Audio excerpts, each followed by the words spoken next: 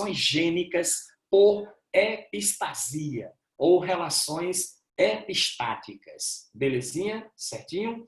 Deixa eu ver aqui o que é que está se dizendo. Não, Guilherme, não. Tá certo? Certo? Esses genes aí, eles são hipostáticos, eles não inibem ninguém, eles são inibidos. Entendido? Certinho ou não? A não ser que existisse aí um outro par de genes, Czão, Czinho, que Bzão inibisse, aí teríamos também uma relação epistática. Mas geralmente as epistasias, elas funcionam dessa forma, elas funcionam assim. Tá? Agora, detalhe importante, tá? Não, antes de falar sobre detalhe importante, vamos ver o seguinte. Vamos voltar lá na interação por complementação, a interação gênica não epistática, tá? Que tem uma coisa importante sobre isso. Vamos ver aqui a descendência de casamento. Quando a gente fala em descendência de casamento, estamos nos referindo ao cruzamento padrão de Mendel.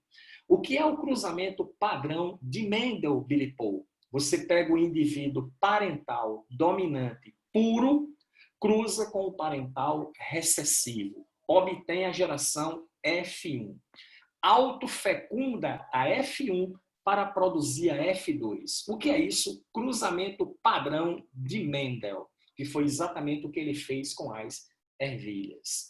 Aí eu pego, ok, faço esse cruzamento padrão de Mendel, considerando uma herança por interação não epistática, ok? Herança por complementação, ok? Então, vamos lá.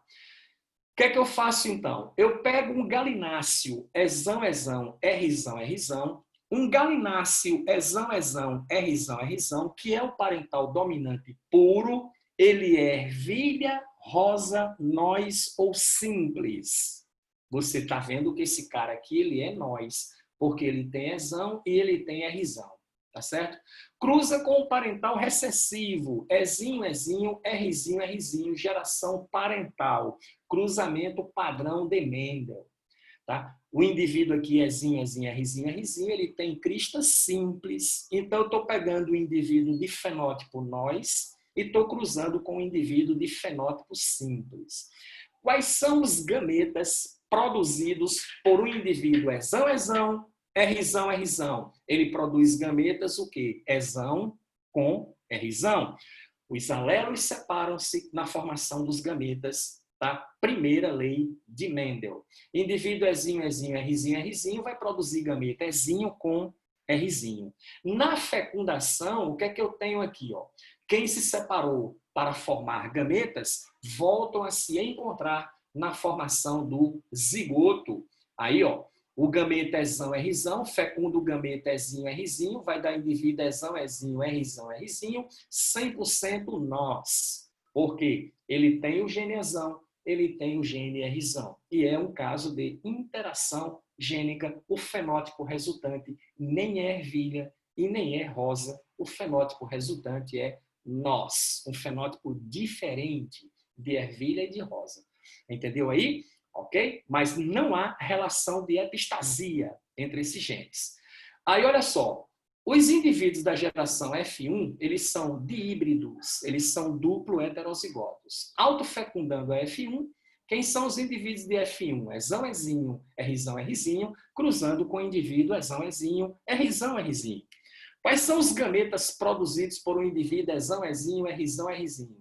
Ele vai produzir gameta Ezão, Rzão, gameta Ezão, Rzinho, gameta Ezinho, Rzão, gameta Ezinho, Rzinho. Fazendo aqui o cruzamento, o que é que eu vou ter? Eu vou ter também gameta Ezão, Rzão, Ezão, Rzinho, Ezinho, Rzão, Rzão e Ezinho, Rzinho. Combinação 4 me dá 16 possibilidades. O que é que eu faço agora? Jogo isso no quadrado de Pinet, arrumo os gametas, ó, gameta Ezão, Rzão, Rzinho, Rzinho, cruzando com gameta Ezão, Rzinho, Rzinho.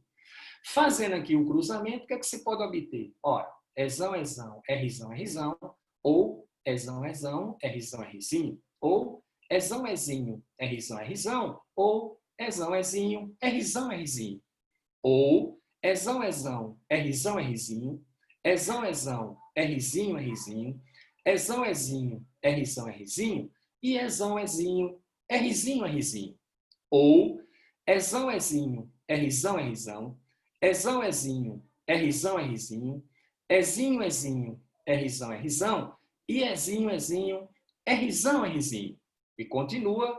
Ezão, ezinho, Rzão, Rzinho. Ezão, ezinho, Rzinho, Rzinho.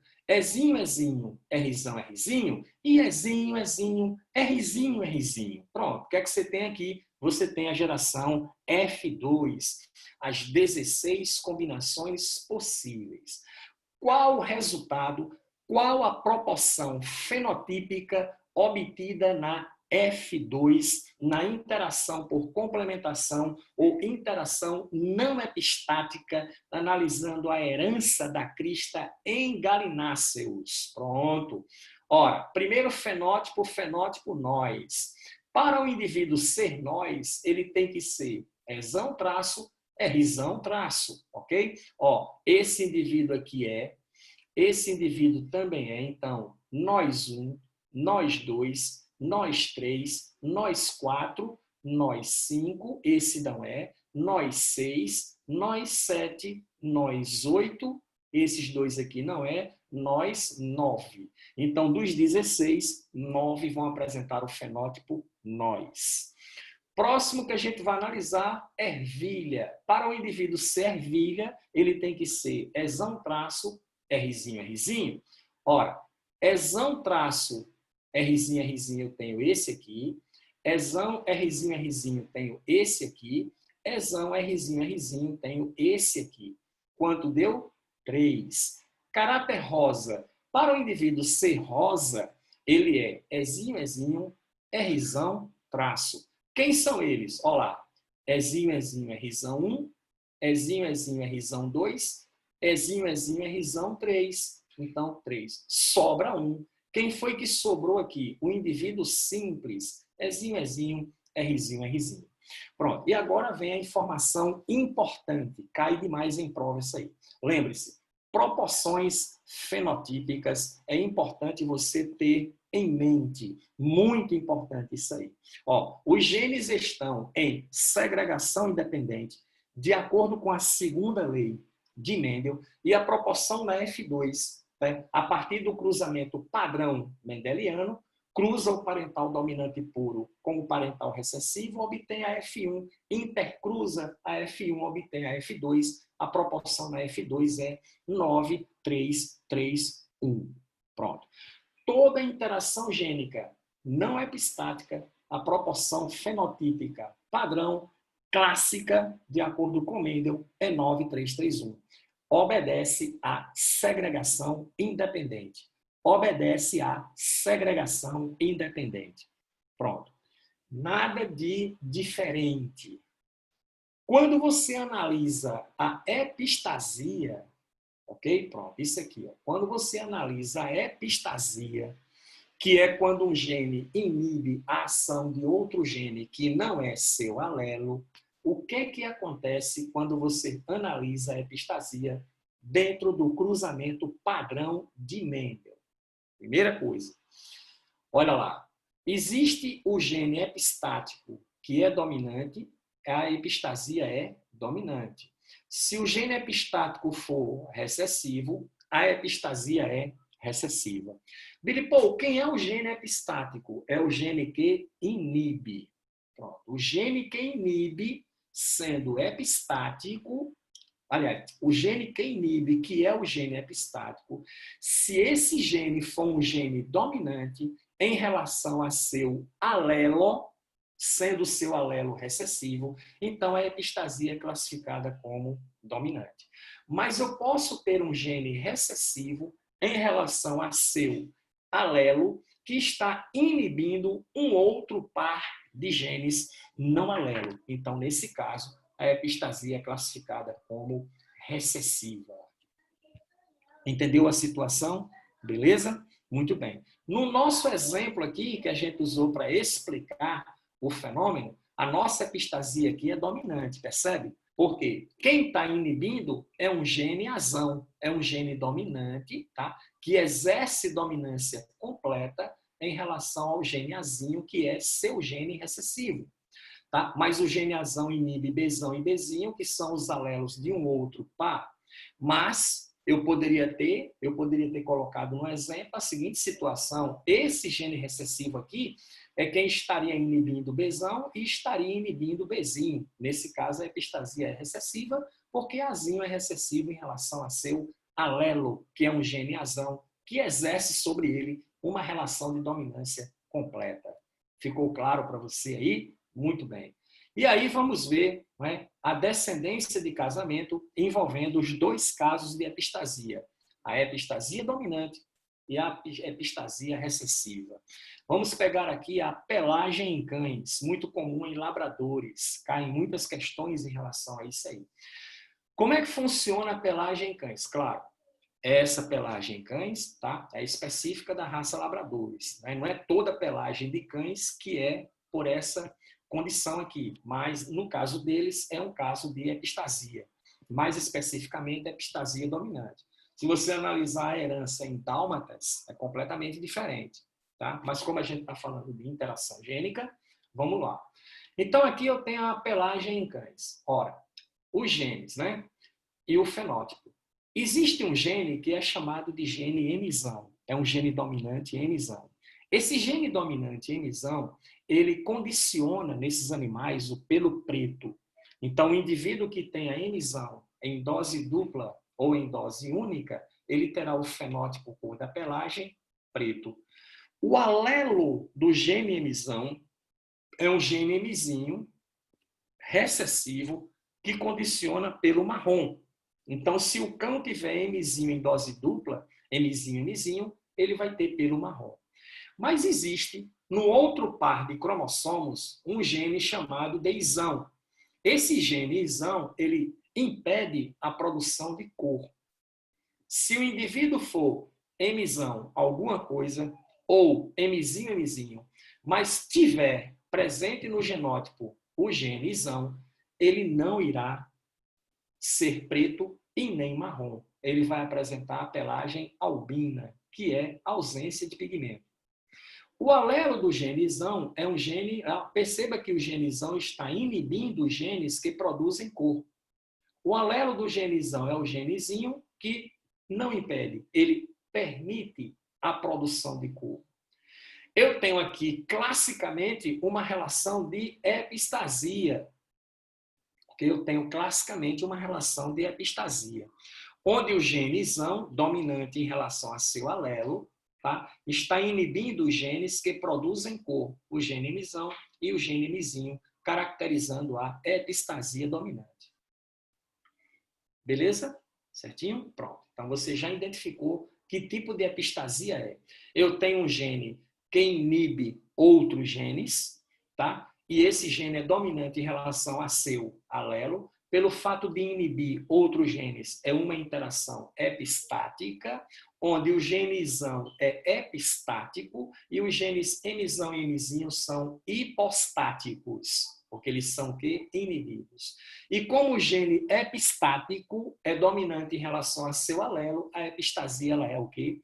Dominante. Pronto, você definiu aí claramente toda a situação da epistasia. Fazendo a descendência de casamento, a gente vai fazer só para que eu possa demonstrar para você a situação final, que é o que mais interessa para a gente, que é o que você não pode esquecer, entendeu? Que é isso aqui, olha só. Eu tenho um cão emisão, isão, tá? Que ele é preto, marrom ou albino. Olhe para o genótipo aí. Ora, ele tem o gene emisão, que condiciona a pelagem preta, mas ele é albino porque é portador do gene isão no genótipo. Cruzando com o indivíduo izinho, geração parental, que é o seu parental recessivo. Tem o gene emisinho em dose dupla, que condiciona pelo marrom. E tem o gene izinho em dose dupla, que permite a produção de cor. Então, eu tenho um cão albino cruzando com um cão marrom, puro, ok? Homozigotos. Quando eu cruzo aqui, o que é que eu vou obter? Esse indivíduo produz gameta emisão, esse indivíduo produz gameta emisinho, né? Os alelos unidos do zigoto separam-se quando ocorre a formação dos gametas, voltam a se encontrar na formação do zigoto, quando fecunda isso aqui. O que é que eu vou ter? Eu vou ter indivíduo emizão, emizinho, izão, izinho. Um cão, emizão, emizinho, izão, izinho, que é a minha geração F1, ele é preto, marrom, albino. Quando você olha para cá, você observa que ele tem o gene izão, deveria ter pelo preto, mas não tem. Consequentemente, ele vai ser o quê? Albino. 100% da geração resultante será de cão albino. Ora, intercruzando a F1, eu tenho indivíduo emizão, emizinho, izão, izinho, cruzando com indivíduo emizão, emizinho, izão, izinho. Definindo os gametas, né? Eu vou ter gameta emizão, izão, emizão, izinho, emizinho, izão, emizinho, izinho. Vou ter gameta do outro lado, emizão, izão, emizão, izinho, emizinho, izão, emizinho, izinho. Combinação 4 a 4 me dá 16 possibilidades. Aí eu vou para lá, descendente, continuando aqui, quadrado de Pinet, arrumo os gametas, emizão, izão, emizão, izinho, emizinho, izão, emizinho, izinho, cruzando com o gameta, emizão, izão, emizão, izinho, emizinho, izão, emizinho, izinho. Você vai ficar craque em quadrado de Pinet hoje. Olha só. Quando eu faço aqui o cruzamento, vamos lá. Emizão, izão com emizão, izão, dá indivíduo emizão, izão, emizão, emizão, izão, izão, ou emizão, emizão, izão, izinho, ou emizão, emizinho, izão, izão, ou emizão, emizinho, izão, izinho.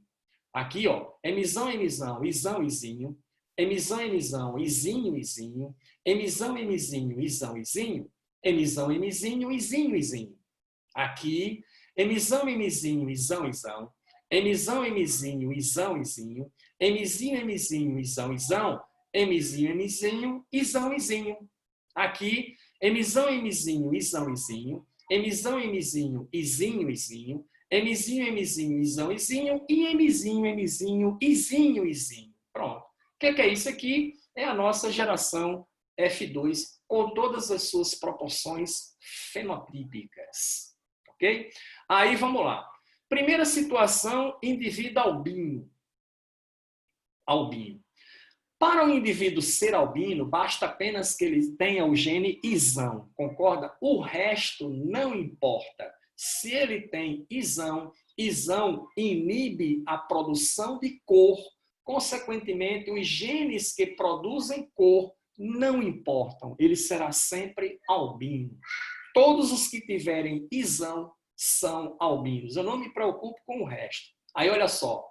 Tem izão albino 1, 2, 3, 4, 5, esse não, 6, esse não, 7, 8, 9, 10, 11, esse não, 12, esse não. Pronto. Quanto? 12 indivíduos albinos. Ok? Próximo, preto. Quem é preto? É o indivíduo que tem a genótipo emizão, traço, izinho, izinho.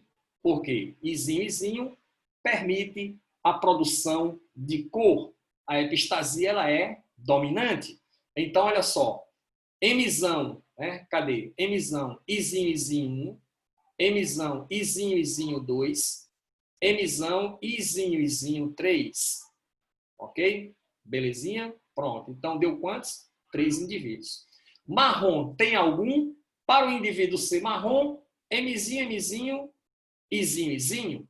Né? Então, você tem aqui, ó, emizinho, emizinho. Cadê eles lá? Emizinho, emizinho. Cadê o marrom? Cadê os marrons aqui? Albino, preto. Cadê os marrons? Parece que eu fiz errado aqui o cruzamento, não acredito. Mzinho, Mzinho, Mzinho. Ah, tá aqui, ó. Mzinho, Mzinho, Izinho, Izinho. Pronto. Deu um indivíduo marrom. Mzinho, Mzinho, Izinho, Izinho. Pronto. Olha lá. Qual foi a proporção fenotípica obtida na epistasia dominante, cruzamento padrão de Mendel? 12, 3, 1. Pronto. Toda epistasia dominante que se apresentar para você, a proporção fenotípica, obedecendo o cruzamento padrão de Mendel, sempre será 12, 3, 1.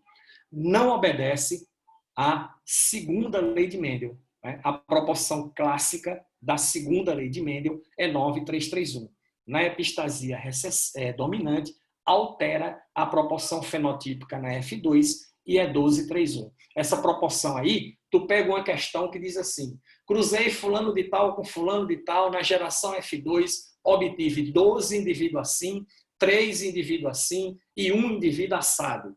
Pronto, então pela proporção que ele deu, tu já sabe que trata-se de um caso de epistasia dominante. Ok? Aí vamos para cá. Pronto, tá aí. Ó. Herança da pelagem em ratos. Eu tenho um gene pesão, pronto, que condiciona pelo agouti. Pelo agouti é a pelagem cor terra, ok? Aquela pelagem do leão, típico da savana africana. O alelo do gene pesão é um gene pezinho.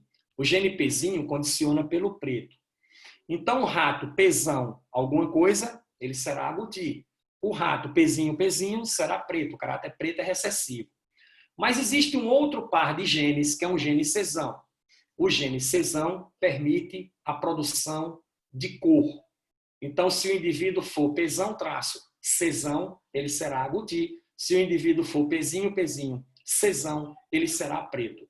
O alelo do gene cesão é o gene cezinho. O gene cezinho impede a produção de cor. O gene cezinho é o gene epistático, mas ele é recessivo em relação a seu alelo. O indivíduo será albino. Ó, cezinho está impedindo a produção de cor, porque inibe o gene para pelos agoutis, inibe o gene para pelo preto. Então, o indivíduo teve o cezinho, provavelmente ele será albino, ele não vai produzir cor. Então, nesse caso, eu tenho uma epistasia o quê? Recessiva. Vamos ver o que é que está colocado aqui.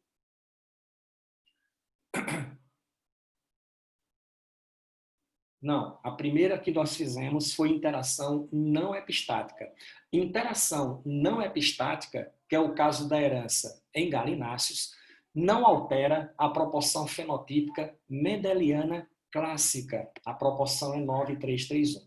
Agora, as interações gênicas epistáticas alteram a proporção fenotípica na F2. Para a epistasia dominante, é 12:3:1. Vamos ver agora, para a epistasia recessiva, qual é? Entendido? Complementação não altera, é 9:3:3:1. Ora, se você tem lá, cruzei fulano de tal com fulano de tal, não sei o quê, não sei o quê, não sei o quê, e o cara fala na questão, contextualiza, indicando para você que é um processo de interação gênica, porque ele está dizendo que, ó, quando genital se encontra com outro genital que não são alelos, define fenótipo tal. Ele vai colocar essa informação lá.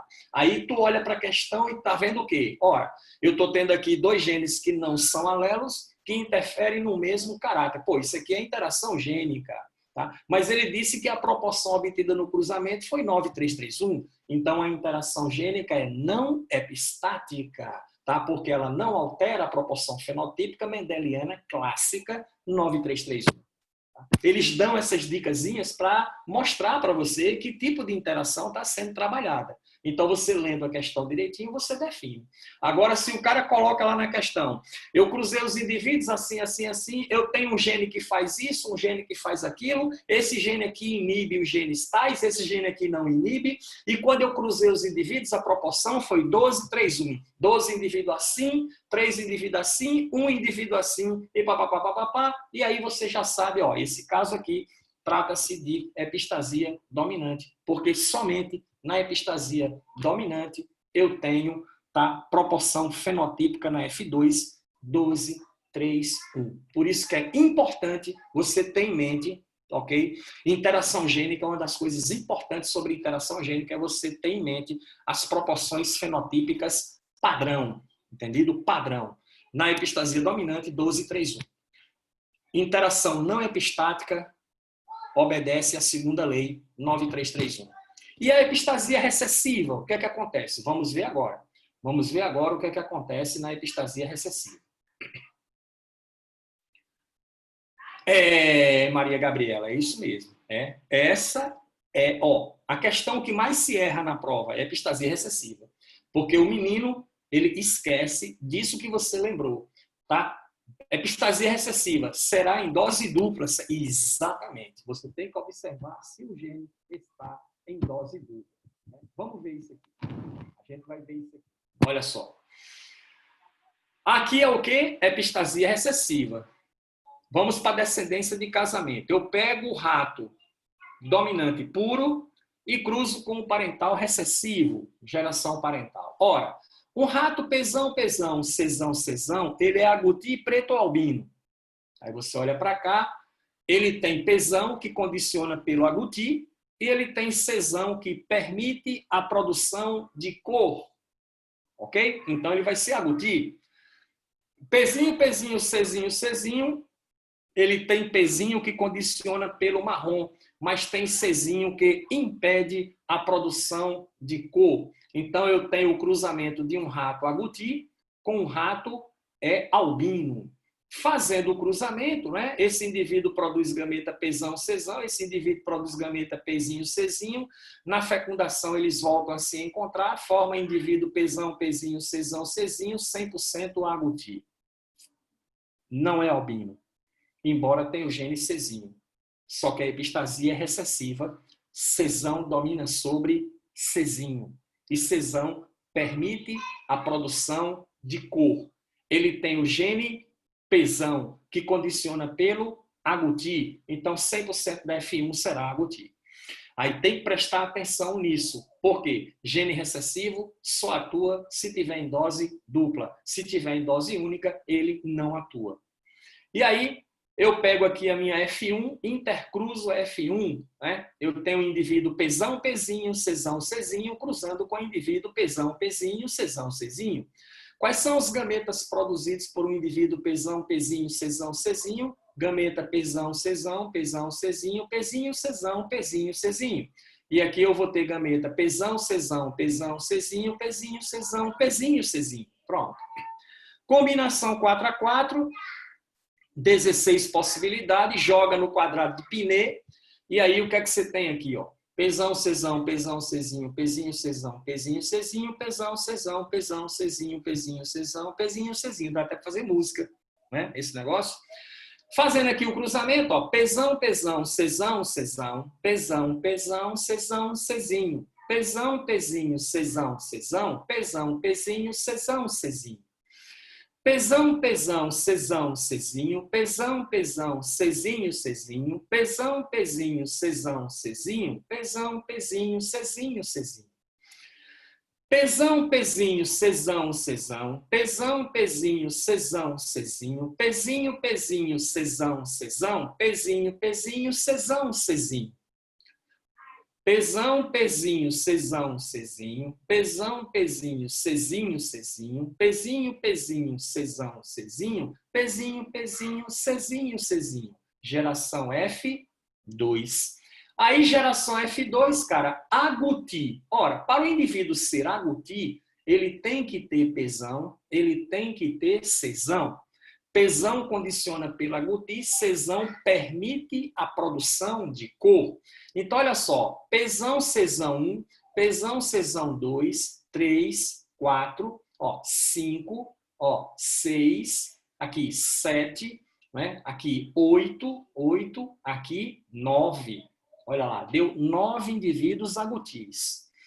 Aí vamos lá, preto, né? Quem é preto? Quem é preto? Preto, eu tenho aqui o seguinte, para preto, o indivíduo tem que ter pezinho, tem que ser pezinho, pezinho, cesão, né? O gene tem que estar em dose dupla aqui.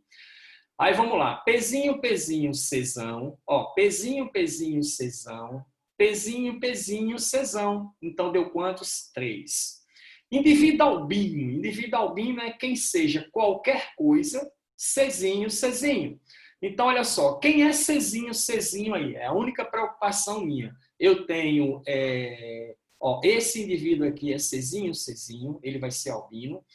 Esse indivíduo aqui é cezinho, cezinho, vai ser albino. Esse indivíduo aqui é cezinho, cezinho, vai ser albino. Esse indivíduo é cezinho, cezinho, vai ser albino. Deu 4. Qual a proporção, Billy Paul? 9, 3, 4. A proporção fenotípica na epistasia recessiva. Aí o cara bota lá na questão, cruzei fulano de tal com fulano de tal, na F2 obtive 9 indivíduos assim, 3 indivíduos assim, 4 indivíduos assim. Que epistasia é essa? Epistasia recessiva. Pronto, essa é a proporção clássica, fenotípica, na epistasia recessiva. Fechando aqui o raciocínio, né? Fechando aqui o raciocínio. Epistasia, herança por interação, complementação, não epistática. Proporção fenotípica padrão, 9331. Por epistasia, quando o gene inibe a ação de outro não alelo. A epistasia sendo dominante, porque o gene que inibe é um gene dominante, a proporção é 12:3:1. A epistasia recessiva, a proporção é 9:3:4. Pronto. Isso aí, cara, guarde com você. Ajuda muito na resolução de questões epistáticas. Às vezes você, quando vê a questão, você não precisa fazer nada. Entendido? Quando ele bota lá as alternativas, aí você vê lá, ele está falando de epistasia dominante, a alternativa que ele está dando aqui é 12:3:1, pronto, letra D, pronto, tá pronto, é letra D. Entendido? Então, essas proporções são importantes você ter em mente, por isso que a gente faz aqui os cruzamentos para você perceber as nuances, como é que acontece. Ok? Pronto. A outra situação, né? Alguma pergunta aqui? Nenhuma. A outra situação é a herança quantitativa, também chamada de polimeria. Pronto. Também chamada de herança poligênica. Você pode chamar também isso de herança poligênica, porque eu tenho um grupo de muitos genes que interferem na determinação da herança. Tá? Quando alelos apresentam efeito aditivo, ok? Efeito quantitativo, interferindo na intensidade do caráter. Então, o caráter é mais intenso, ok? O caráter é mais intenso. Chegou, oba, não entendi o que chegou, oba. Deila disse, chegou, oba, não voei agora. Mas tudo bem. Professor, polimeria. Ah, chegou, né? Porque eu estou Chegou. esperando a parte dos olhos, entendeu? Eu lembrei de você, eu sei o que, é que você está pensando. Cor de olhos, né? Cor de Isso. olhos. Eu Cor quero de saber olhos. por que eu sou. Isso. Porque minha mãe tem os olhos verdes, meu pai tem o olho mel e eu tenho os olhos castanho escuro e meu irmão também. Isso, pois é. E agora, rapaz, será que eu botei esse negócio aí, hein? Será que eu botei? Se eu não botei, eu apanho hoje. Mas vamos lá, mas eu coloquei aí, eu vou explicar, tá? Primeiro é o seguinte, cor de olhos é muito mais complexo do que a gente pensa, entendeu? Do que a gente pensa.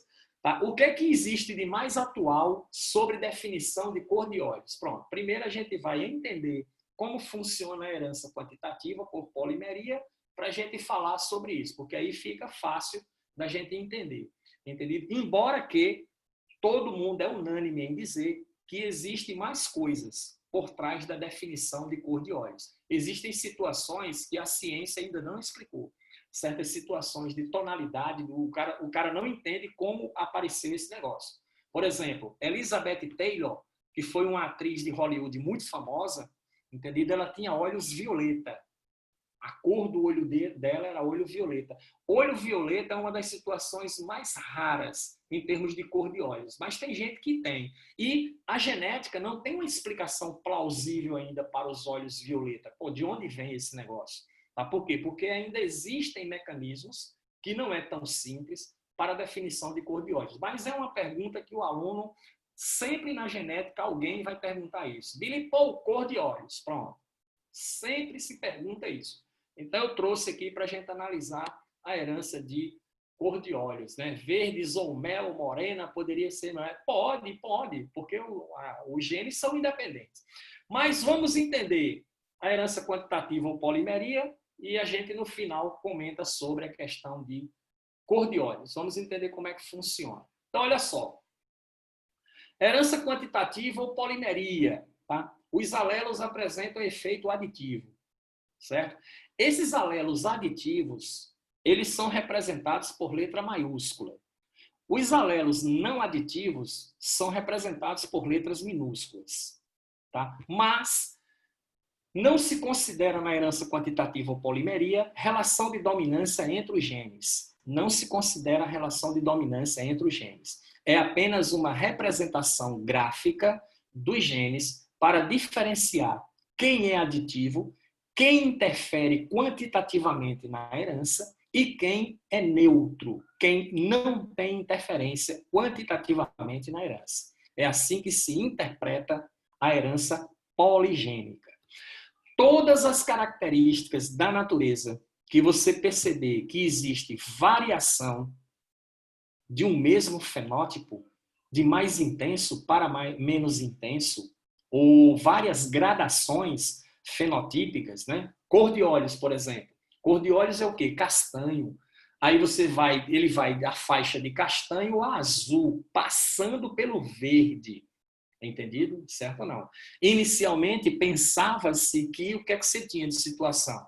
Você tinha castanho, que era dominante sobre azul e verde. Então, eu tinha o castanho condicionado pelo gene dominante azão, azul pelo gene recessivo azinho e verde por um gene recessivo azinho linha. Pronto. Inicialmente, isso por volta de 1908, 1909, por aí, pronto, estruturou-se o mecanismo dessa forma.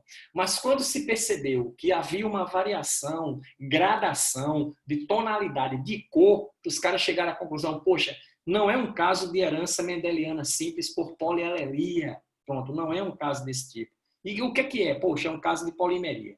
O avanço genético foi aumentando e aí descobriram os genes que se relacionam com a determinação de cor de olhos, que estão localizados no cromossomo 19 e no cromossomo 15.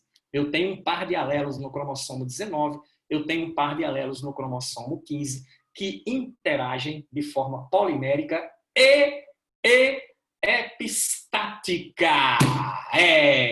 A definição de cor de olhos não só é um caso de polimeria, como também é um caso de herança epistática. E as duas coisas num caso só, porque o gene que condiciona o caráter castanho, ele faz epistasia nos dois genes que interferem na tonalidade azul. Tá? O padrão, a sequência é castanho, passando pelo verde, indo para azul. O menos escuro e o mais escuro. Então, você tem uma gradação aí, polimeria. Tá? Outra, aí vem. Altura de uma planta, polimeria. Peso do fruto, melancia. Aí você tem melancia de 4 quilos, de 5 quilos, de 6 quilos, 7 quilos, de 10 quilos. Tem melancia até de 14 quilos. Então, você observa que há uma variação gradual no fenótipo. Então, isso aí é uma herança por polimeria, herança quantitativa. Inteligência na espécie humana, já foi comprovado. Polimeria, herança quantitativa também. Billy Paul quer dizer que existe o indivíduo menos inteligente? Existe o indivíduo menos inteligente, existe o indivíduo mais inteligente e existe o indivíduo que tem grande genialidade. Tá? E isso aí é uma combinação de genes poliméricos, é uma combinação de genes específicos que se encontram no mesmo indivíduo e faz com que esse indivíduo seja um Albert Einstein, né? Que tenha um QI extremamente acima da média. Entendido? Então, a inteligência hoje já se sabe que é uma questão de herança quantitativa ou polimeria. Tá certo? Já se tem essa noção aí. Aí, veja só, vamos lá. O caso mais clássico, que é sempre estudado, que é sempre comentado quando se fala em polimeria, é a cor de pele. A cor de pele. Você tem os genes aditivos azão e bezão e você tem os genes não aditivos azinho e bezinho. Cor de pele está relacionado com melanina. Melanina está relacionada com melanócitos, que são células específicas que sintetizam esse pigmento aí, que dá, entendeu, a cor da pele. E aí eu tenho uma tabela aqui para você entender como funciona. Os pares de genes são azão, azinho, bezão, bezinho. Os que estão com notação maiúscula são os genes aditivos. Na herança por polimeria ou quantitativa, você não chama de gene dominante e recessivo. Você chama de gene aditivo e gene não aditivo. Os genes que estão com notação em letra maiúscula, entendido? Eles contribuem quantitativamente na herança. Os genes que estão com a notação minúscula, eles não contribuem quantitativamente na herança. Eles são genes neutros. Beleza? Aí vem, o fenótipo negro, ele representa o caráter mais intenso de um lado. O branco, o caráter menos intenso do outro lado. O indivíduo negro tem os 4 genes, né, aditivos. Azão, azão, bezão, bezão. Então, ele apresenta intensidade de produção de melanina máxima. É o indivíduo que tem a maior quantidade de melanócitos no seu epitélio. E aí, consequentemente, ele vai produzir muita melanina, tendo, então, o fenótipo negro ou preto, certo? O mulato escuro, ele é um pouco mais claro. Por quê? Porque ele não tem 4 genes aditivos, ele só tem 3. Ele pode ter genótipo azão, azão, bezão, bezinho. Ele pode ter genótipo azão, azinho, bezão, bezão. O mulato médio só tem 2. Ele pode ser azão, azão, bezinho, bezinho. Pode ser azinho, azinho, bezão, bezão. Pode ser azão, azinho, bezão, bezinho. E o indivíduo mulato claro, azinho, azinho, bezão, bezinho, azão, azinho, bezinho, bezinho. Tá certo? E o branco, ó, 0 aditivos. Ele é totalmente recessivo, azinho, azinho, bezinho, bezinho, indivíduo que tem produção de melanina mínima. Tá certo? Esse indivíduozinho aí. Então, é dessa forma aqui que você representa, tá? Representa fenótipos e genótipos na herança quantitativa, polimeria ou herança poligênica. Ok? Observação IPC. Observação importante pra cacete quando você está estudando polimeria.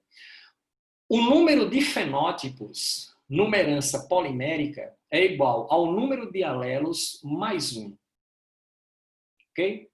Número de fenótipos. Então, quantos alelos na cor de pele, Bilipô? 4. Quantos fenótipos? 5. É sempre assim. Então, você não sabe o número de fenótipos, mas ele diz na questão o número de alelos. Então, por exemplo, vamos supor que você contou lá 6 alelos. Então, quantos fenótipos dão aí? 7 fenótipos. Tá? É o número de alelos mais 1. Número de alelos igual ao número de fenótipo menos 1. Aí você sabe os fenótipos. Quais são os fenótipos? São 5 para a cor de pele. Então, são 4 genes. Ok? Ok? São 7 fenótipos lá. Então, são 6 genes. Pelo número de fenótipo, você chega ao número de alelos. É só pegar o número de fenótipos menos 1. Pelo número de alelos, você chega ao número de fenótipos. É só pegar o número de alelos mais 1. Entendido? Sempre assim. Tá certo? Beleza? Tudo bem? Pronto. Terminou aí, Bilipô? Não, começou agora. Começou agora. Considerações sobre polimeria, né? Vamos lá, vamos a algumas considerações. Vou até me ajeitar na cadeira aqui. Para a gente conversar sobre isso. Olha só. Pronto. Proporção fenotípica e pirâmide de Pascal. Existe uma relação, tá, bem integrada sobre a proporção dos fenótipos na herança quantitativa ou polimeria e a pirâmide de Pascal, que nós já conhecemos. A gente viu lá no estudo de probabilidade, lembra? Eu expliquei até para você como é que monta, tá, a pirâmide de Pascal. Você, consequentemente, sabe, porque você aprende isso lá desde a matemática, né? Então, muito bem. Eu peguei, então, olha só, a distribuição fenotípica na herança poligênica, considerando o cruzamento entre heterozigotos, obedece à distribuição da pirâmide de Pascal. Pronto. Ok? Vamos repetir? Bora. A distribuição fenotípica na herança poligênica, aí, ó, detalhe, considerando cruzamento entre heterozigotos, obedece à distribuição da pirâmide de Pascal. Beleza? Eu tenho um indivíduo dihíbrido, azão, azinho, bezão, bezinho, cruzando com o indivíduo azão, azinho, bezão, bezinho. Na F2, o resultado disso, o que é que dá? Dá 1, 4, 6, 4, 1. Pronto, essa vai ser a proporção fenotípica obtida. Não importa qual é a herança que você está analisando. Sempre vai ser assim. Bilipô, eu tenho um indivíduo azão, azinho, bezão, bezinho, cezão, cezinho, cruzando com o indivíduo azão, azinho, bezão, bezinho, cezão, cezinho. O que é que dá lá no fenótipo? Dá 1, 6, 15, 20, 15, 6, 1. Pronto. Essa é a proporção aí. Obedece à pirâmide de Pascal. Aí é tanto que, para resolver questões por polimeria, por herança quantitativa, tá, muitas vezes você nem vai precisar fazer cruzamento. Entendido? Você não vai precisar. Vamos ver como funciona? Vamos ver como funciona. Olha lá. Pronto. Eu trouxe o triângulo de Pascal e botei aqui. Lembra do triângulo de Pascal? 1 lá em cima é a linha 0. Linha começa com 1, termina com 1. Próxima linha, 1. Pega os números de cima, soma, dá 2, termina com 1. Linha 2. A próxima linha começa com 1. 1 mais 2 é 3. 2 mais 1 é 3, termina com 1. Próxima linha começa com 1 mais 3 é 4. 3 mais 3 é 6. 3 mais 1 é 4, termina com 1. Começa com 1, 1 mais 4 é 5, 6 mais 4, 10, 6 mais 4, 10, 4 mais 1, pronto. Triângulo de Pascal. Tá? Essas proporções aqui no triângulo de Pascal, entendido, são as mesmas proporções obtidas, proporções fenotípicas, do cruzamento de indivíduos heterozigotos. É o mais que cai em prova, cara. É o que o cara quer saber, é isso. Ele sempre coloca lá, eu peguei um indivíduo triíbrido e intercruzei. O que é que eu vou obter lá, não sei o que, pronto. Aí você não precisa se preocupar com o quadrado de Pinet. Você vai direto em cima de quê? Da proporção do triângulo de Pascal. Não lembra aqui decoradamente, digamos decoradamente aqui coisa, você monta a pirâmide até chegar lá onde ele quer. Sendo que, observação importante, as situações ímpares, linha 1, linha 3 e linha 5, sai fora. Entendido? Sai fora. Tá? Por quê? As distribuições são sempre dos pares. 2, 4, 6, 8, 10, 12. Geralmente, nas provas, ele só vai até situações o quê? Díhíbridas e triíbridas. É as situações que realmente caem. Ele não vai mais para cima, não. Porque aí é muita coisa, entendeu? Ele não vai lá para cima, não. Tá? O que interessa para ele é só isso aí. Então, olha só. Triíbrido. 6 alelos. Azão, Azinho, Bzão, Bzinho, Czão, Czinho. Qual a distribuição fenotípica nessa situação?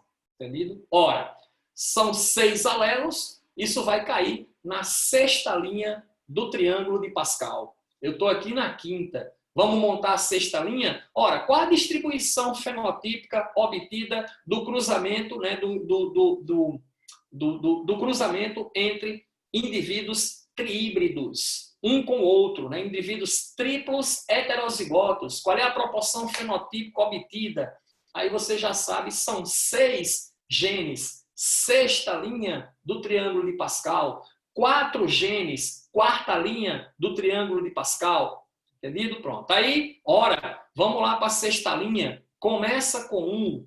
1 mais 5 é 6. 5 mais 10 é 15. 10 mais 10 é 20. 10 mais 5 é 15. 5 mais 1 é 6 e termina com 1. Pronto, linha 6 do triângulo de Pascal. Billy Paul, qual é a proporção fenotípica obtida no cruzamento entre indivíduos triíbridos, triplo heterozigotos? É 1, 6, 15, 20, 15, 6, 1. Quantos fenótipos dá no total, Billy Paul? 7. 1, 2, 3, 4, 5, 6, 7. 6 genes dá quantos fenótipos? Número de genes mais 1. Aí você tem o quê? 7 fenótipos aí. Belezinha? Pronto. Então, você soube essas relações aqui, você mata qualquer tipo de questão envolvendo polimeria, herança poligênica ou herança quantitativa. Show de bola? Belezinha? Muito bem. Aí vamos para onde agora? Agora que você entendeu como é que funciona o processo aqui, cor de olhos na espécie humana. Chegou um momento de Deila. Tá aí, Deila. Este é o seu momento. Muito bem, olha só. Cor de olhos na espécie humana, interação de 6 alelos, trihibridismo, 7 classes fenotípica. Só que tem um detalhe aí, entendido? Tem um detalhe aí, certo? Ligada. Olha só, a cor da íris, ela varia do preto ao cinza e azul claro, passando pelo verde e alguns tons de castanho, caracterizando a polimeria. Então, são essas diferentes tonalidades que você tem aí que vai caracterizar o efeito polimérico. Entendido? E tem N situações aí que podem acontecer. Mas aí, veja bem, Quais são os genes envolvidos, tá? Então, você tem aqui, ó, cromossomo 19, cromossomo 15.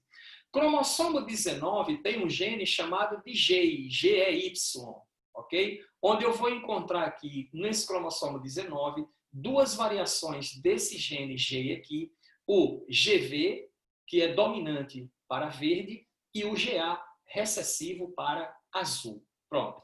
O comportamento do gene GV é um comportamento dominante, de GA é um comportamento recessivo. No cromossomo 15, eu tenho o gene que ele chama de BEI, e duas variações do BEI. B é dominante castanho e o BA dominante para azul. Então, eu tenho aqui 6 genes no total aí para definir a característica cor de olhos. Só que, tá, existe uma situação de epistasia entre o gene BM epistático, ele é epistático em relação a GV e em relação a GA. Quem é GV e quem é o GA? Dominante para verde e o recessivo para azul, gene G. BM, que é um gene da categoria BEI, tá? O gene BEI, BM, tá? Ele é epistático em relação a GV, em relação a GA. Então, o indivíduo, basta que ele tenha o gene BM, o que é que vai acontecer? Ele vai apresentar olhos castanhos escuros. Pela questão polimérica e pela questão da epistasia, entendido? Isso torna olhos castanhos muito mais abundante na natureza, seja castanho claro, seja castanho escuro, tá? Depende de onde está havendo aí. Por quê? O que é que faz isso aí? A íris, no seu olho, que é duas membraninhas que tem de lado assim, no meio tem a pupila, é na íris que estão os melanócitos, que sintetizam a melanina. Então, esses genes aí interferem no seguinte, numa maior quantidade de melanócitos na íris, numa menor quantidade de melanócitos na íris. Ora, quanto menor for a quantidade de melanócitos na íris, menor será a síntese de melanina, os olhos serão mais claros. Quanto maior for a quantidade de melanócitos na íris, maior será a quantidade de melanina, o olho será mais escuro. Entendido? E a melanina, por si só, já tem a coloração amarelada, amarronzada, amarelada, padrão. Aí isso vai dar, então, a tonalidade castanho. O indivíduo vai refletir muito, entendido? A penetração de luz no olho é pequena, então ele vai refletir muito esses comprimentos de onda luminosa, tá? Referente à tonalidade acastanhada. Então, a definição, tá? Você observa que não é uma definição tão simples. Felipe, não é que os olhos azuis, a tonalidade azul, é mais comum nas pessoas brancas. Não tem essa relação, entendido? Por quê? Esses genes, eles estão em segregação independente. Ora, se estão em segregação independente, o que é que Mendel diz sobre isso? Tá? Os alelos, eles segregam-se independentemente uns dos outros, combinando-se ao acaso nas próximas gerações. Agora, por que a gente não tem, né, o indivíduo negro de olho, não é comum, ó, Delia está dizendo aqui, meu avô é negro de olho azul, sortudo, isto, pronto. Mas não é comum. Por que não é comum? Porque os casamentos de indivíduos brancos com indivíduos de cor também não são comuns, não tem larga distribuição no mundo. Ok? Então, indivíduo branco tende a se casar com indivíduo branco. Indivíduo negro tende a se casar com indivíduo negro, indivíduos mestiços também. Tá certo? Não é uma situação comum. Você tem casos isolados. Aqui e acolá você encontra um indivíduo branco que casou com um indivíduo negro. Tá? Entendido? Então, por isso que a gente não observa tanto. É somente por causa das situações de casamento que não são comuns nas diferentes raças humanas pelo planeta fora.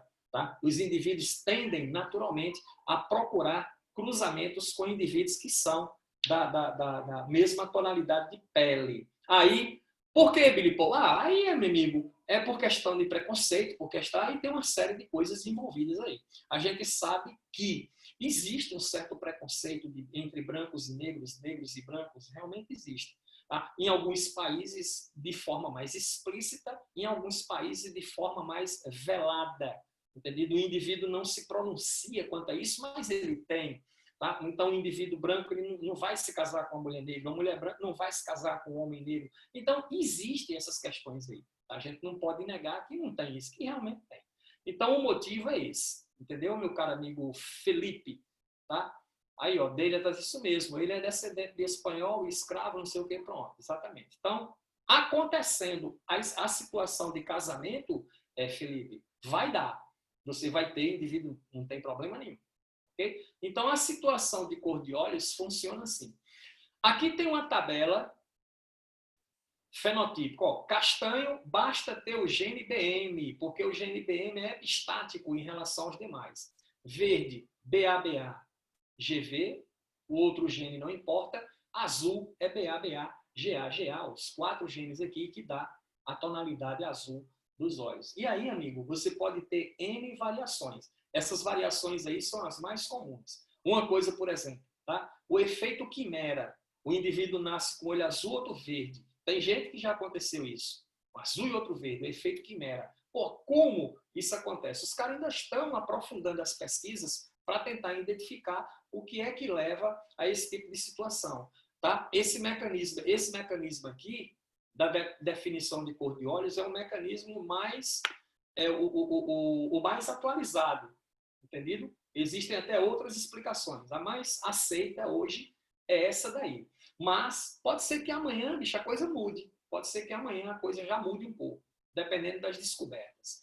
E aí, para encerrar esse nosso estudo de interação gênica, você tem a pleiotropia. Pleiotropia.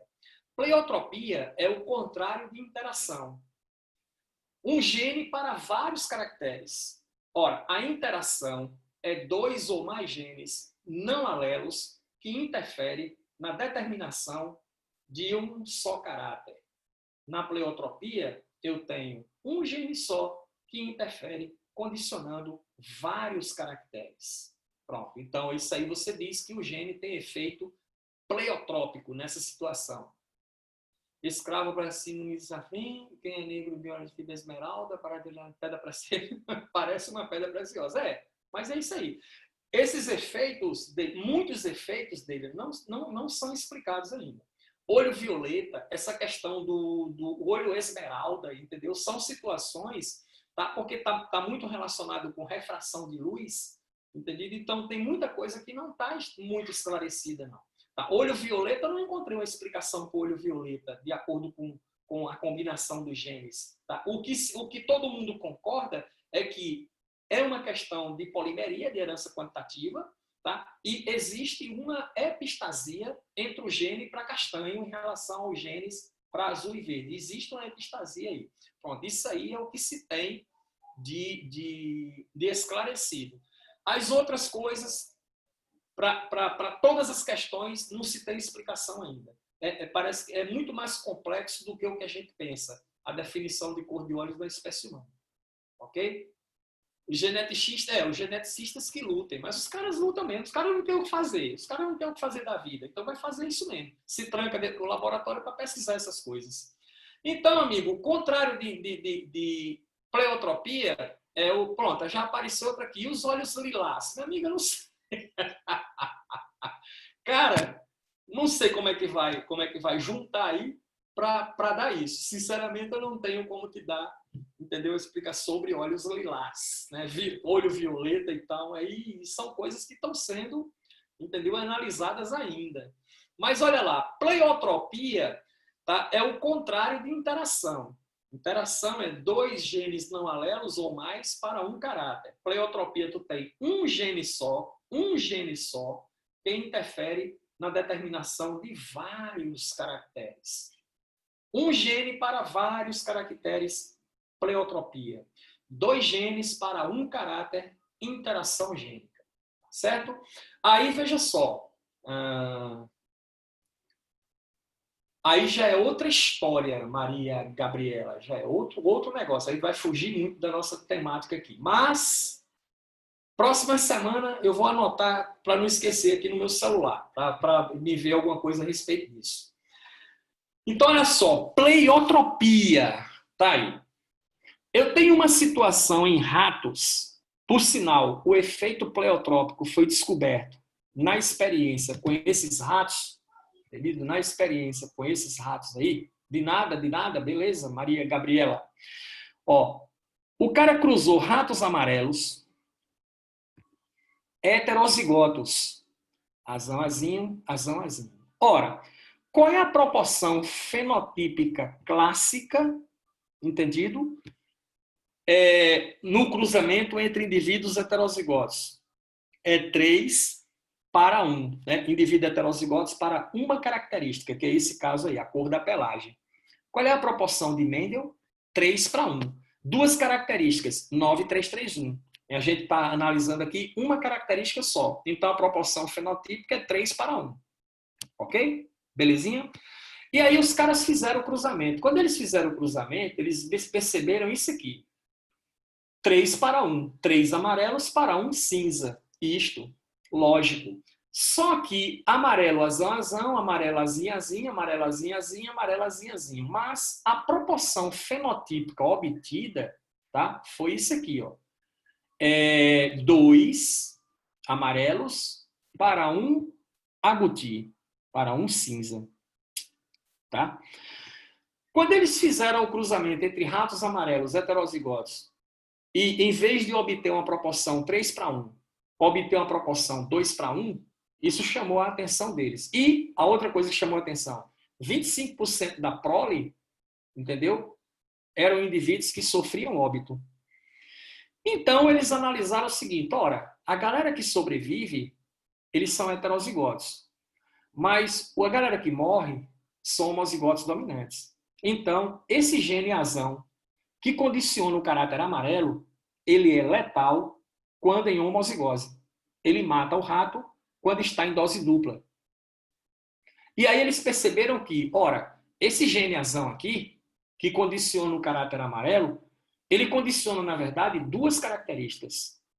Ok? Rato azão azinho é amarelo vivo, rato azão azão é amarelo morto.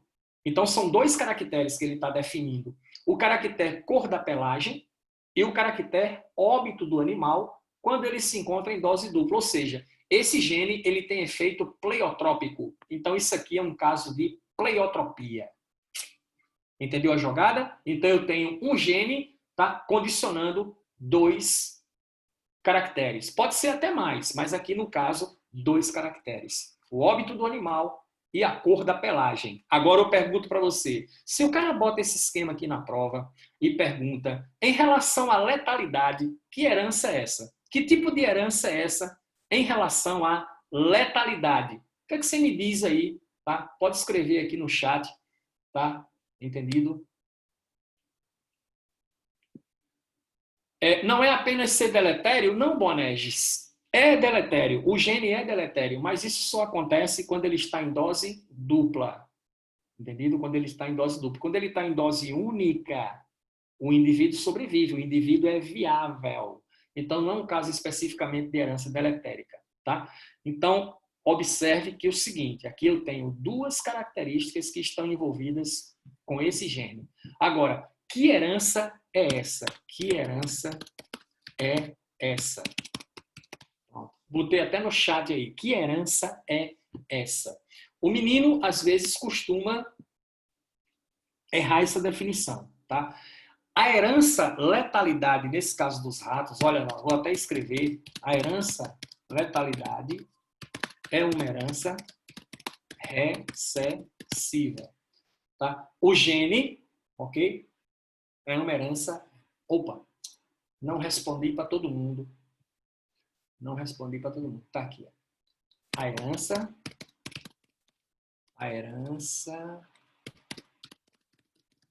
letalidade é recessiva, certinho? A herança letalidade é recessiva, certo? Ele é um gene letal recessivo. Por quê? Porque ele só mata o animal quando se encontra em dose dupla. Quando se encontra em dose única, o animal é viável. Entendido? Então, é a herança letal recessiva. Tá? Lembre-se disso aí. Muito bem, galera. Pronto. O gene azão condiciona a cor da pelagem e a morte do animal, quando em homozigose, caracterizando assim um fenômeno pleiotrópico. Pronto. É isso aí, que é o contrário de interação gênica.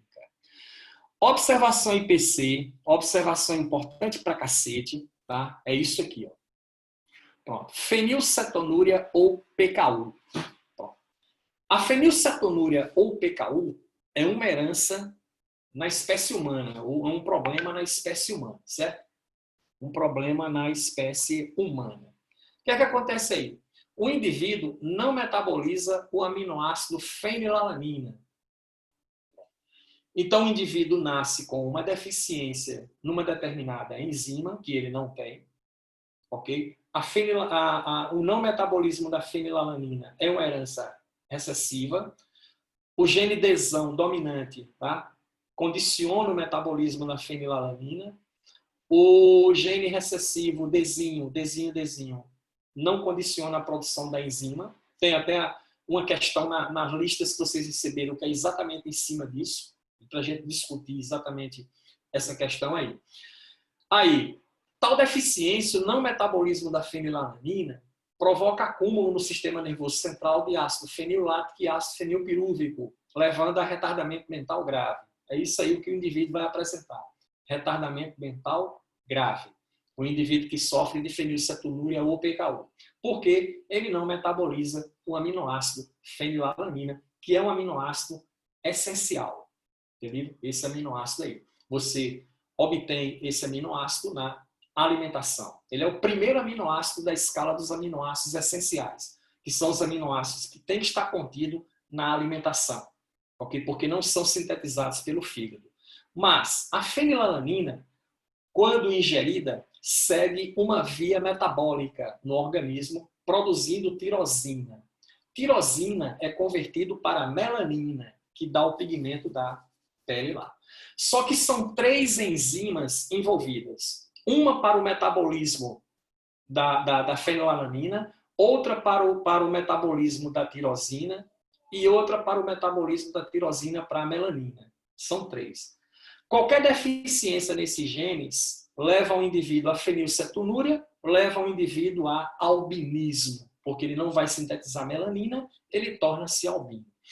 Tem uma questão que, se não der para a gente discutir hoje, eu vou discutir ela, eu vou trazer ela para domingo, para a gente discutir, que é em cima disso aí. Mas aqui, o que é que eu preciso que você guarde aí? A fenilcetonúria ou PKU, o indivíduo não metaboliza fenilalanina. O não metabolismo da fenilalanina leva à produção de ácido fenilático e ácido fenilpirúvico. Ácido fenilático, ácido fenilpirúvico acumulado no sistema nervoso central provoca retardamento mental grave. Entendido? Certinho? Ok? Deila já deve ter visto muito isso lá no consultório dela, que ela é isso, exatamente. Ok? O teste do pezinho é utilizado tem aumentado demais também. Isso, a intolerância à lactose devido à deficiência da enzima lactase. Tem aumentado muito isso. Nos anos 80, isso não existia.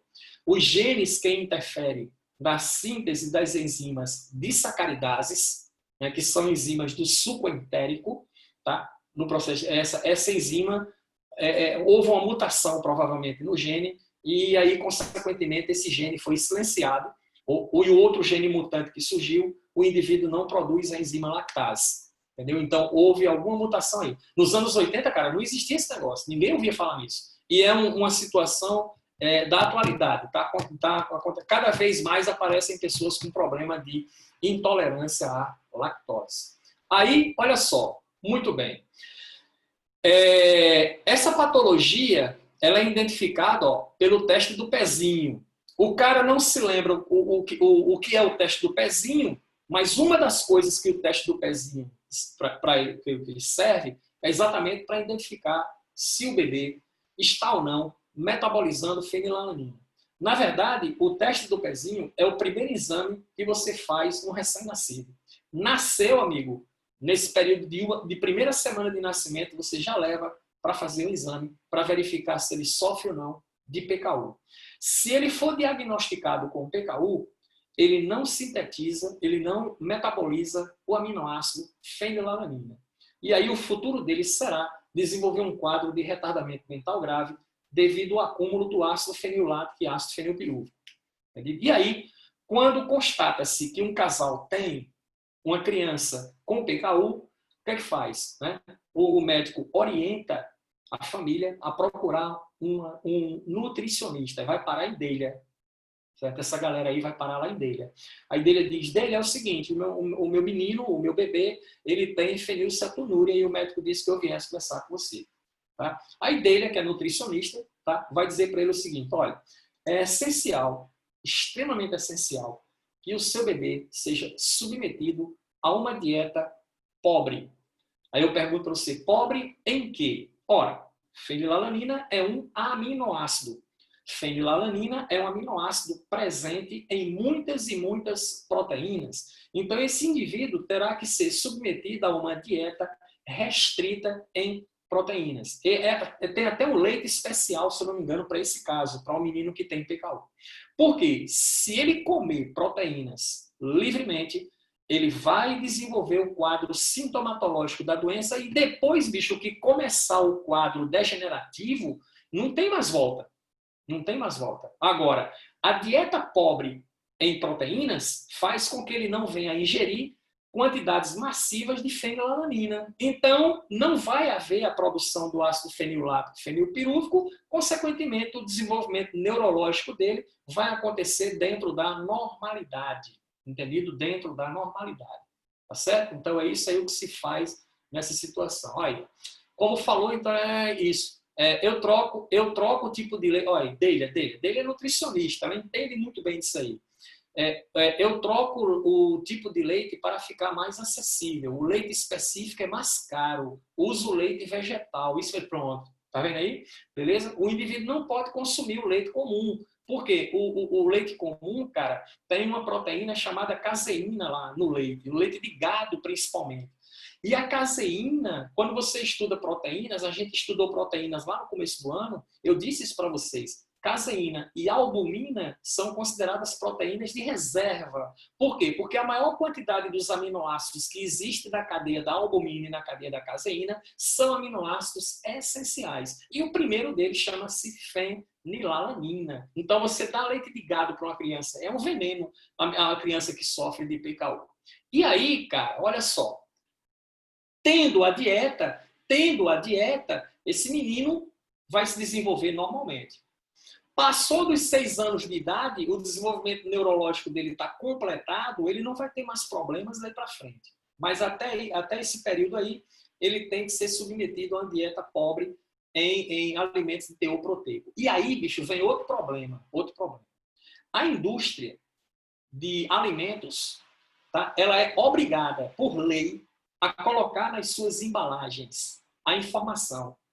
Qual é a informação? Pegar uma lata da Coca-Cola Diet, está escrito lá, contém fenilcetonúricos. Isso é obrigado por lei. A empresa tem que avisar.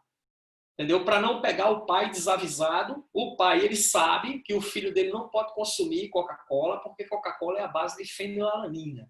Ele não pode comer biscoito recheado, porque biscoito recheado tem fenilalanina.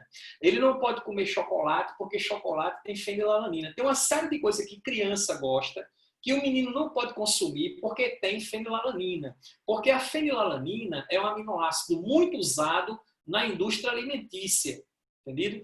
É isso, professor. A dificuldade são com as Isso, tá vendo? A Delia já está dizendo aqui, já está confirmando aqui o que eu estou falando para você. A dificuldade são com as guloseimas. Porém, eu troco tudo por opções saudáveis. Oriento a mãe, refri que contém, reformula as preparações, tudo pronto, exatamente. Entendeu? Certinho? Ó, falando aí a nutricionista, a pessoa que convive com isso. Tá? E tem que ter muito cuidado com isso aí. E isso aí você deve imaginar o que é isso para uma criança. E quando ela vai para a escola, né? Na primeira infância, ela vai para a escola, entendido? As professoras lá da creche onde ela vai estudar têm que ser orientadas, porque ela vai ver crianças dentro da creche comendo certas coisas que ela não pode consumir. Tá? E isso aí, bicho, é um problema. Agora, outra pergunta vem assim, você diz assim, professor, por que falo com a nutri da escola se tiver? Ó, tá vendo? Ela conversa até com a nutricionista da escola, entendeu? Para orientar para essa criança não vir a consumir, porque é sério, o problema é sério, entendeu? No caso. E você resolve, cara, simplesmente com dieta você consegue resolver o problema. Então, veja só. Por que a indústria utiliza tanto fenilalanina, Billy Paul? Tá? Porque fenilalanina, cara, é um aminoácido que quando bate na língua, entendido, provoca uma liberação grande de endorfinas a nível do sistema nervoso central, dopamina, serotonina, que são hormônios relacionados hormônios não, são neurotransmissores relacionados ao prazer, tá? Que dão a sensação de satisfação, recompensa, são neurotransmissores de recompensa. Entendido? Ó, e funciona bem isso para você. Você estuda. Está estudando um negócio em busca de um resultado. Billy, pô, eu estou estudando e tem um resultado que eu quero, que é fazer 10 listas e obter uma média tal. Aí você faz as 10 listas e obtém a média tal. Você vai comemorar. Isso chama-se o efeito recompensa. O cérebro precisa disso. Ele precisa ser recompensado pelo esforço. Se tiver só esforço, sem nenhum padrão de recompensa, cara, não dá. A motivação vai lá para baixo, a autoestima vai lá para baixo e tu começa, recompensa positiva, tem que ter. O cara tem que inventar alguma coisa que seja recompensa, né? As minhas recompensas por sucessos naquilo que eu estou fazendo, né, as coisas mais simples, é o quê? É comer cartola. Então eu vou para o São Brás e como lá uma cartola, pronto. Cartola tem um significado muito forte para mim, né, porque me lembra muito meu pai, e eu tinha uma relação com meu pai, e essa relação sempre teve a ver com cartola, entendido? Então, a minha recompensa é exatamente isso aí. Então, eu batalho pelas coisas, aí tem aquele dia que, pronto, hoje é o dia da cartola, deu tudo certo, funcionou tudo bem. Tá? Então, tem que ter isso aí. Fenilalanina gera isso. Ó, serotonina, exatamente. Tá? Triptofano também, precursor de serotonina. Isso, perfeitamente. Eles usam também. E aí, o que acontece? Nível de serotonina sobe, o teu humor fica legal, né? Então, chocolate é muito bom para isso. Eleva os níveis de serotonina e outra. E aí, vicia. É impossível comer um pacote de biscoito recheado, só um. É impossível comer um batom. Você compra uma caixinha de batom, vem 4 chocolates dentro, comer só um. É impossível. Um copo de Coca-Cola só, pô, é impossível. Por quê? Isso tem a ver com fenilalanina. A indústria de alimentos sabe disso. A indústria de alimentos trabalha com pessoas como o Daily, que conhece muito bem como funciona esse trâmite aí da alimentação com o neurotransmissor, com a coisa toda. Tá? Ela entende até muito melhor do que eu. Tá certo, galera? Então, funciona assim. Certo? A questão. E lembrar que a fenilcetonúria é uma herança recessiva, tá? É uma herança recessiva, tá certo? E é um caso de pleiotropia, porque o gene que está relacionado com isso, tá? Ele é um gene que provoca vários efeitos múltiplos, tá certo? No organismo do indivíduo que seja desinho. Tá? Que ele chama de genidesão e genidesinho.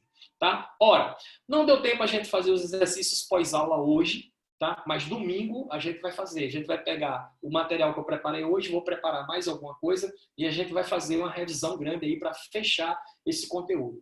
As aulas pendentes, que as alterações cromossômicas estruturais e numéricas, as aulas já estão disponíveis no canal. Vá lá no canal, se inscreva, deixe seu like e tal, assista às aulas. O material também já está disponível lá para você baixar, lista de exercício e tudo mais. E a próxima semana eu vou gravar a aula de linkage, tá? Que aí nós fechamos o conteúdo total de genética para você. Beleza, galera? Ok? Mais alguma pergunta? Nenhuma? Então, show! Tchau para vocês. Tchau. Ok? Certo? Ana Cecília, Alanis, se tiver por aí, lembre-se da nossa reunião quarta-feira, Boanerges também, e Pedro Messias, certo? Para a gente discutir aquela situação do planejamento. Planejamento que depois eu vou passar para todo mundo. Belezinha? Valeu, galera! Ok, tchau para vocês.